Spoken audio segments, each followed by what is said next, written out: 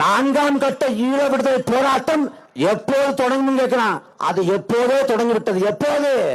அண்ணன் சோசி அவர்கள் சொன்னார்கள் கடைசியாக குரல் பதிவுல சீமான் சார சொல்லுங்க தொடர்ந்து முன்னெடுக்க சொல்லி அவர்கிட்ட தான் முன்னிட்டு போகணும்.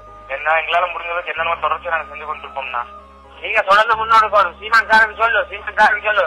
நான் உடனே சொல்றேன்னா சீமான்ட்ட சொல்லுங்க, சீமான்ட்ட சொல்லுங்க, சீமான் நம்பியா விட்டு போற சொல்லுங்க. அந்த வார்த்தையில் விடுதலை போராட்டம், நான்காம் கட்ட ஈழ விடுதலை போராட்டம் தொடர்ந்தது.